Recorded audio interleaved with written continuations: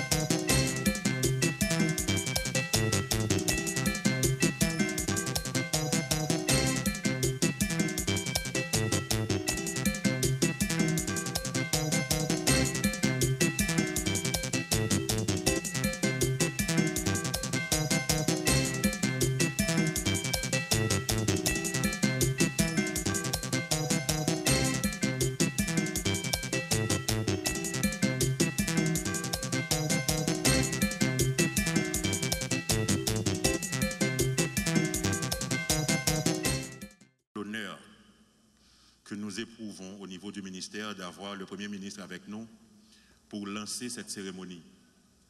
Une cérémonie qui, dans le décor, peut vous sembler légère, mais dans l'importance, est énorme pour nous au ministère. Il s'agit pour nous de pratiquement répondre à une, je dirais, promesse du président de la République qui se fait un point d'honneur pour relancer les activités des officiers sanitaires.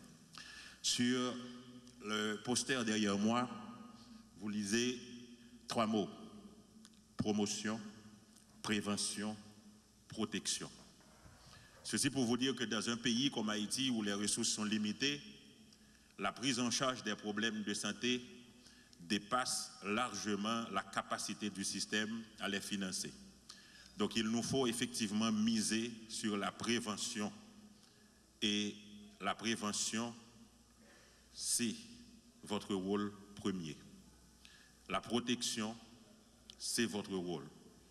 Si vous arrivez à nous aider à prévenir les problèmes au niveau communautaire, nos hôpitaux auront moins de problèmes, nos hôpitaux auront besoin de moins de moyens pour faire face à des complications qui souvent surviennent parce qu'au niveau de la communauté, il n'y a pas eu une protection, il n'y a pas eu une prévention. J'avais dit que je laisserais mon discours dans ma poche, mais je ne voudrais pas que mes paroles soient aussi longues que mon discours. Je vais laisser la tribune au prochain intervenant, mais je vous dis tous, bienvenue, merci, merci de vouloir faire partie de la grande famille du ministère de la Santé publique et de la population. Merci de nous aider à porter ce fardeau qui n'est nullement léger sur nos épaules. Vous savez que le ministère de la Santé publique a une lourde responsabilité. On est responsable de la santé d'une population malade. On est responsable de la santé d'une population exposée à toutes sortes de risques. Donc, si nous ne nous mettons pas ensemble, si nous ne joignons pas nos coudes, eh bien, la tâche, elle est certes lourde, ardue, mais elle sera tout simplement irréalisable, insurmontable. Les professionnels sanitaires au niveau des départements, tant au point de vue administratif que technique, présentent certains problèmes au niveau administratif et technique, et c'est par rapport à leur engagement dans le système ou par rapport à des salaires, particulièrement les anciens. Et ceci a porté le ministère de la Santé publique à planifier cette relance dans le but de remettre tout le monde au travail, de façon que vous soyez beaucoup plus efficace pour un impact au niveau environnemental, mais surtout pour améliorer le cadre de vie et l'atteinte du bien-être de la population que le ministère est en train de poursuivre. Le ministère de la Santé publique, en la personne de notre ministre, Madame Marie-Greta Roy-Clément, a fait beaucoup de sacrifices avec l'appui du Premier ministre pour améliorer les conditions des officiers sanitaires, vous qui êtes ici présents, pour assurer l'engagement, même si ce sera progressif, mais pour assurer votre engagement dans le système. Mais il y a aussi des attentes du ministère.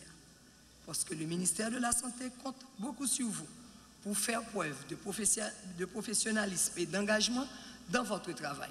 Nous en avons largement parlé hier, au cours de la réunion de hier après-midi. J'espère que vous avez ça encore en tête. Et je vais finir en vous rappelant que vous dépendez directement de vos directeurs départementaux, parce que eux, ils sont le représentant du ministre au niveau des départements. Mais vous pouvez toujours garder un lien avec la DPSPE qui est au niveau central pour non seulement aider le directeur départemental, mais pour vous encadrer. Soyez-en rassurés que la DPSPE va essayer de remplir sa mission auprès de vous. Merci de votre attention. Point n'est besoin de se masquer la vue, car ce spectacle que nous offrons est réellement choquant et nous devons intervenir avant que les détritus ne débordent les lits de nos ravines et nos rues pour rentrer dans nos maisons. C'est donc conscient de cette dure réalité que le ministère de la Santé publique et de la population, fortement supporté par la présidence et la primature, a décidé d'organiser l'activité de ce jour visant la relance du service d'hygiène publique. Ma présence parmi vous ce matin participe d'une démarche hautement politique visant à lancer un message clair en direction des mairies, du SMCRS, des CASEC, ASEC et également de la société civile pour la mise en place d'un véritable système national de gestion des déchets de toutes sortes. Qui d'entre nous, parmi les moins jeunes, n'a pas connu ces professionnels vêtus de vert qui rentraient même dans nos foyers pour réaliser des visites d'inspection intradomiciliaires?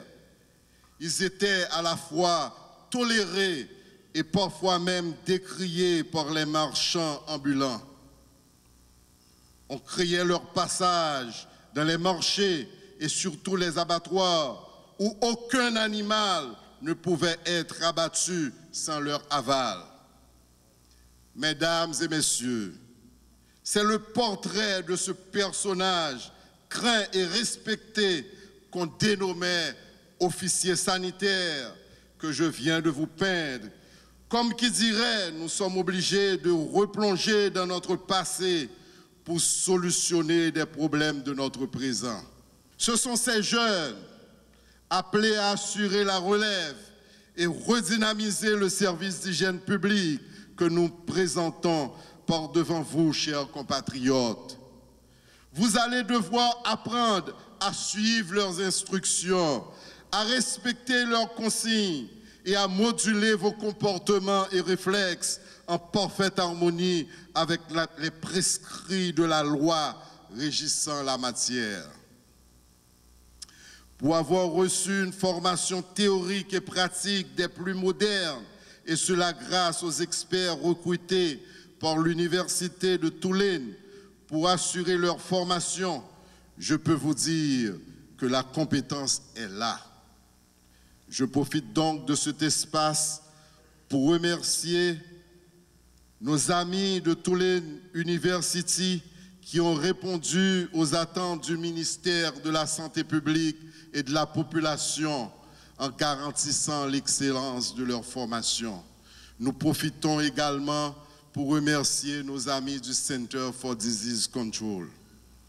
J'invite la population à leur ouvrir toutes grandes les portes de leur maison et à se mettre à leur écoute, car en le faisant, vous vous épargnerez bien des problèmes de santé.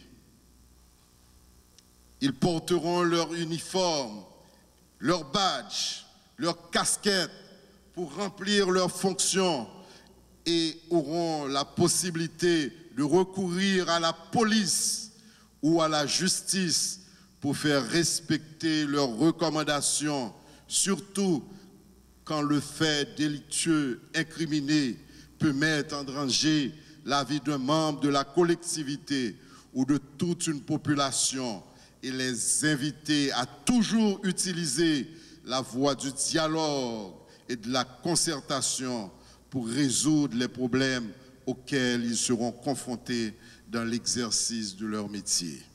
Nous devons remercier grandement tous ceux et toutes celles qui ont contribué pour cette initiative. Chers ministres,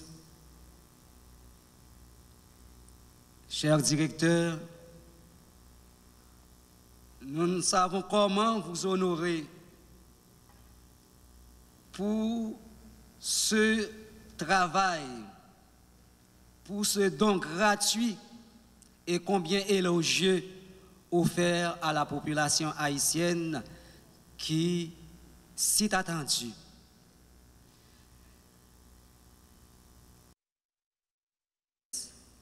Par mon organe et au nom de tous les officiers sanitaires, déjà, nous pouvons vous assurer des efforts qui vont être conjugués pour donner à la population haïtienne un service. Le service attendu en vue de détecter et éliminer les causes d'insalubrité sous toutes les formes, sur tous les territoires nationaux.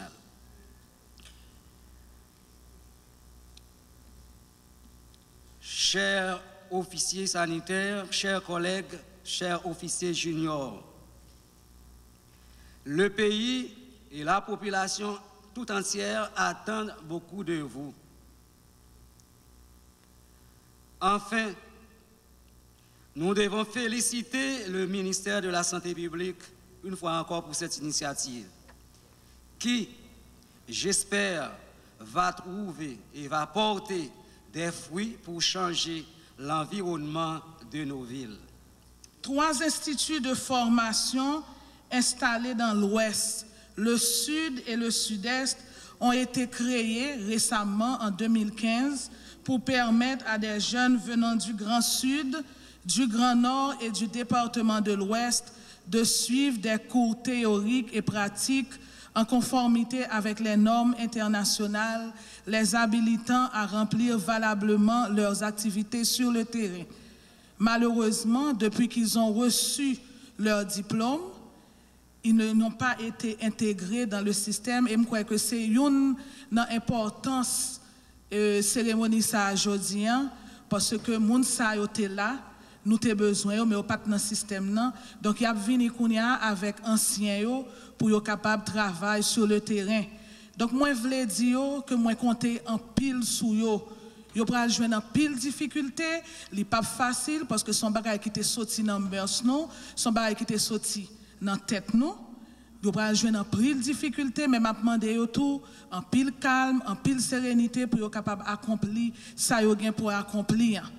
Cérémonie ça c'est relance là et relance pas veut dire toute bagaille, c'est travail là qui a commencé kounye ya. Parce que nous connaissons depuis tout le temps ça que nous faisons, que nous pas sur le terrain, nous pas besoin d'une formation, nous pas besoin d'un meilleur déploiement pour nous capables vraiment accompagner la communauté nous. Et nous connaissons que moi-même, son monde qui a agi en pile au point de vue de santé communautaire et activité ça aujourd'hui en prouvel, parce que moi pense que nous pas capable tout le temps a agi au niveau curatif, mais niveau préventif là, est vraiment important et avec budget que nous gagnons qui restreint, avec aide internationale qui peut aller, gagne pile scope cap diminuer. Donc si nous faisons prévention, on a gagné moins scope pour nous dépenser dans le curatif. Donc m'espérer que nous voulons rencontrer nous aujourd'hui, nous tous ensemble, m'espérer que nous comprenons le rôle nous, m'espérer que nous faisons avec conscience parce que nous avons pile corruption dans ça que nous avons pour nous faire. En pile monde que nous pral visiter, en pile monde que nous pral contrôler dans marché yo, dans market yo, dans l'hôtel yo, tout côté nous pral aller, yo pral offrir nous cob pour nous capable faire bayo une bonne note, bayo un bon certificat pour nous capable laisser aller. M'a dit nous que content que finalement nous capable lancer et service ça, mais bagay là pour fini.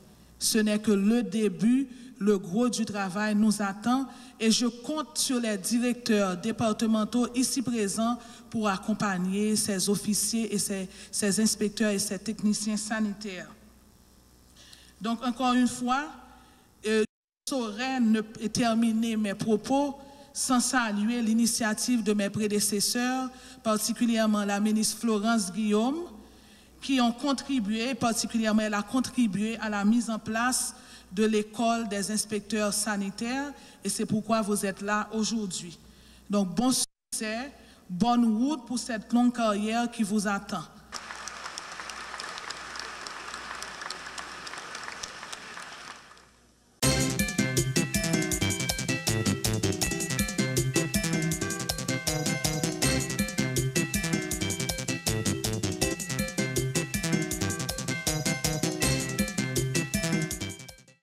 La Banque interaméricaine de développement a le plaisir de supporter ce processus. Les études qui seront présentées aujourd'hui se portent sur les secteurs importants comme l'agriculture, l'agro-industrie, l'industrie de l'habillement, le tourisme, ainsi que la construction et les matériels de construction. Les spécialistes ici présents ont réalisé nécessairement tous les matériels qui ont été produits dans le secteur pour ensuite analyser toutes les données des tendances par rapport aux investissements directs étrangers, le commerce et la compétitivité d'Haïti et tous les secteurs, qui pourront être un élément éventuel pour l'élaboration d'un plan stratégique sur la compétitivité et les investissements pour Haïti. Cette analyse, comme nous avons fait toujours dans le cas des projets de développement de cette privée via des promotions des investissements, est toujours en dialogue public-privé, va nous permettre de décrire les tendances sectorielles mondiales qui sont en direction du marché et comment cela pourrait-il avoir une impact sur Haïti. Mettre en évidence des composants clés sur la chaîne de valeur de chaque secteur, les principaux acteurs mondiaux et nationaux, la taille et la croissance du marché, l'emploi, les exportations, le commerce et l'investissement direct étranger. Ce dialogue, nous l'espérons, contribuera à mettre en perspective ces différents secteurs porteurs et à attirer les investissements étrangers dont nous avons besoin en Haïti pour pouvoir créer les emplois indispensables. Vous avez dû remarquer que durant ces 2 dernières années, il y a eu plus de 300 000 jeunes qui ont laissé le pays. Ils ont laissé le pays pour aller au Chili, pour aller au Brésil. Ils ont utilisé le Brésil comme plateforme pour monter vers les États-Unis et le Canada. Et la raison, c'est que Haïti n'offre pas les emplois qui permettraient de les garder. La plupart de ces jeunes sont ceux que Haïti a investi à former.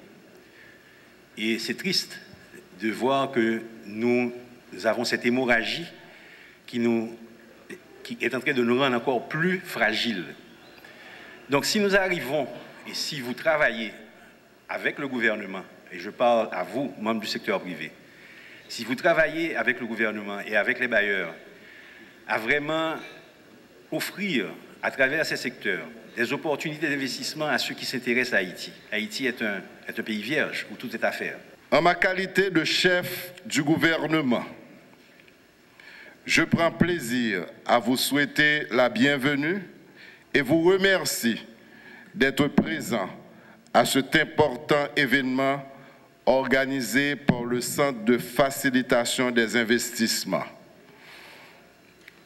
J'en profite pour saluer le dynamisme de cette institution dans le cadre de la mission qui lui est dévolue de faciliter, promouvoir et attirer les investissements locaux et étrangers. Ainsi, l'honneur m'échait de lancer ces ateliers sectoriels qui auront, grâce à la collaboration de tout un chacun, de fructueuses retombées sur l'écosystème entrepreneurial. L'administration Moïse Lafontaine demeure fidèle aux objectifs exprimés dans sa politique générale de travailler de manière résolue à l'établissement d'un climat favorable aux investissements productifs, à la génération d'emplois, à la croissance économique et notamment au bien-être collectif. Aussi, le gouvernement n'aura-t-il de cesse de conduire ou de supporter l'ensemble des initiatives qui concourent à cette fin, mise en œuvre tant par les acteurs du secteur privé que ceux du secteur public, en vue de faire atterrir sa vision instamment.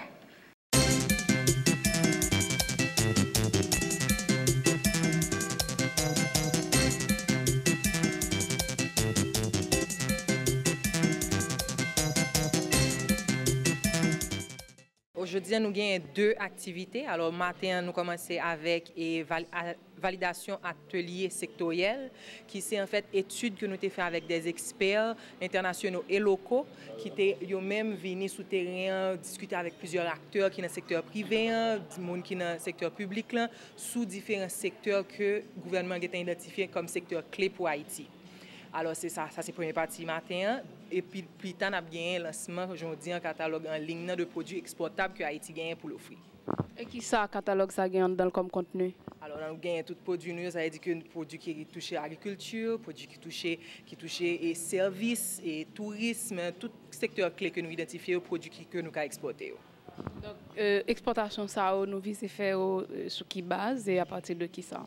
Alors, but toute activité sérieuse, c'est pour nous capables de montrer le monde mais qui ça Haïti gagne pour l'offrir. Alors, le rôle CFI, c'est attirer investissement, que ce soit investissement direct étranger, que ce soit investissement locaux. Ça veut dire que nous mettons sur une plateforme qui ça Haïti a fait pour entrepreneurs là, même Jacques entrepreneurs étrangers, capables de connaître ça nous offrir.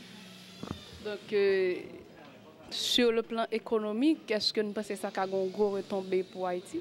Oui, c'est essentiel parce que je dis en Haïti exporté, mais très peu, alors que la République dominicaine a multiplié par 6. Le but de tout ça, c'est de l'exercice sérieux, c'est pour nous capables de dire que mais ça nous capables de faire, pour nous capables d'investir dans le pays, pour nous capables de diversifier ça n'a pas exporté, pour nous capables de faire économie propre jarret.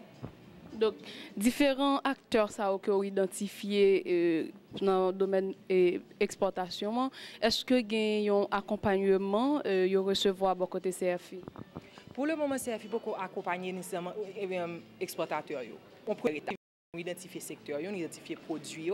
Une fois que nous sommes intéressés à investir là-dedans, nous sommes capables puis devant fournir accompagnement pour faire entrepreneurs capables connaître qui est nécessaire pour être capable d'exporter les produits. Perspective en court, moyen et long terme? Alors bon, à court terme, c'est validation secteur tout d'abord, alors qui fait que nous voulons que tout acteur, secteur public, secteur privé, capable d'opiner sur sa expert dit qui ta stratégie de vente pour Haïti. Et puis à moyen terme, c'est mettre en place stratégie par rapport aussi avec le forum sur compétitivité et investissement, nous avons jumelé deux activités et puis par la suite à long terme, c'est pour nous un bel changement dans le pays. Un message aux producteurs haïtiens? Kembefem, Balagi. Vraiment, nous connaissons que le pays n'est pas facile, mais le gouvernement, je dis, mettez la tête ensemble avec le secteur privé pour nous faire Haïti changer.